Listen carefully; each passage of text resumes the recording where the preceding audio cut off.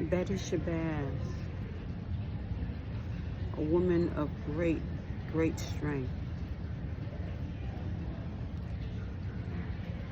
Oh my goodness, she held so much power. She loved endlessly. But some people only saw a harsh side of her. They thought she was bitter. I don't know how a person can call another person bitter when they've not had to walk in that person's shoes. You have no idea what that woman went through to actually observe the love of your life, the one person that you loved more than anything, get taken out before your eyes, and then have to mourn a person's death and raise children and try to keep on a solid face.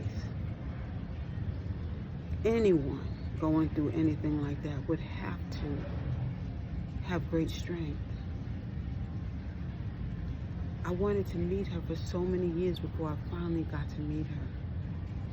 And the talk that she gave,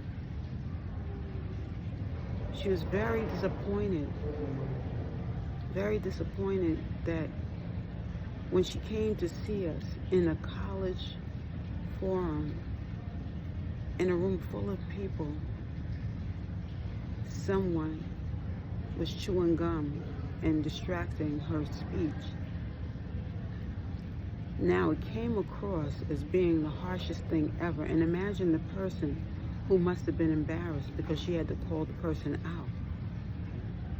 But more than anything, she wanted for the people to grow. She wanted them to heal.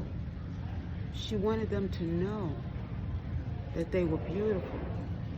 But you didn't get that out of the talk because of distractions.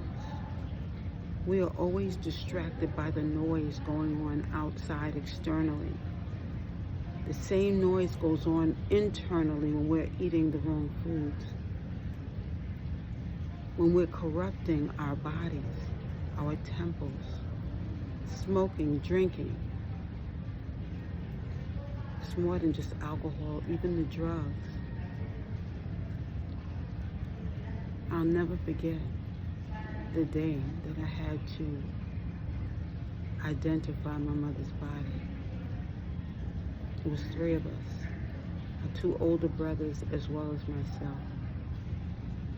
We had to go to a morgue where they had her body just lying there in the same position in which she was murdered.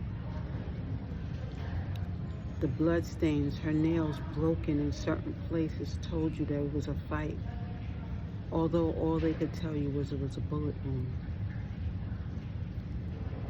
You see, you can dream a dream, but you never want to dream that type of sacrifice. She stayed with me a whole month before she left. I knew where her heart was. I felt her energy. I heard her heartbeat. It was like I had to go through a whole new cycle all over again. Dreaming her death, then her staying with me.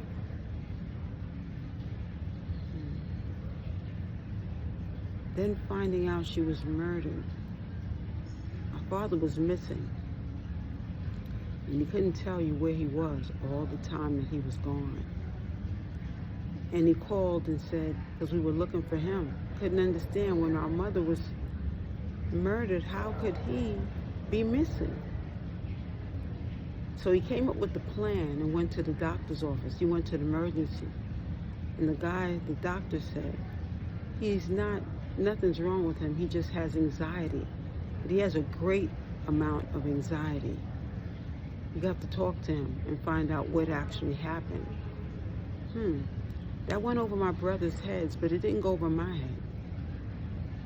Because I knew that for him to be missing for such a long period of time, he was doing something. He was up to something.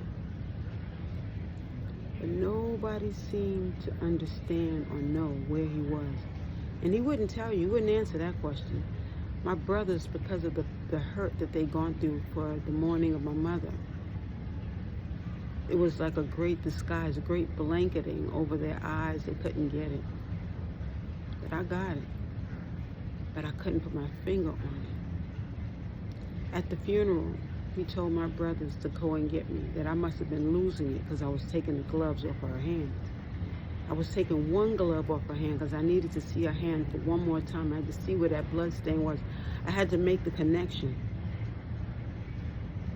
Funny thing is, they came up to see what was going on with me. But when I touched her hand, her spirit touched me, and I passed out. When you pass out at a person's funeral, from touching them, they're touching you. It was a spiritual connection. It was then that I realized that my father's missing was more than just him being missing. 5 hours drive to go and see him. How he could have orchestrated all of this in one particular time. I didn't want to say anything about it because I could not understand it, and because I could not connect the dots. It was more annoying and frustrating to me that I couldn't figure it out. Why couldn't I figure it out? You see, a person will poison you and put stuff in your food when they don't want you to know or connect the dots. And a lot of that was going on for so many years, you see.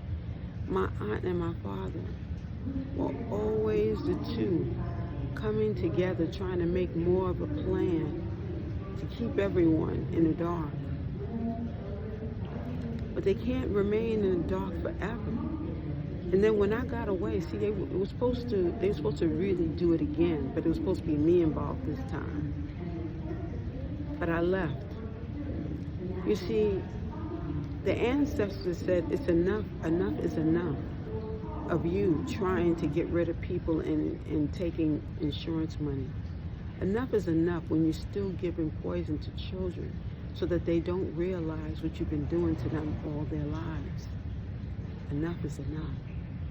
It's time for us to wake up and see these children that they've been taken under custody, all these missing children, all these families being in desperate need of just finding out the truth of where their children are, hiding these children and bringing them out when you want to manifest murder, when you want to manifest and take people out, unaliving, I meant to say. It's time for us to wake up and see what's really going on. Missing children are not missing.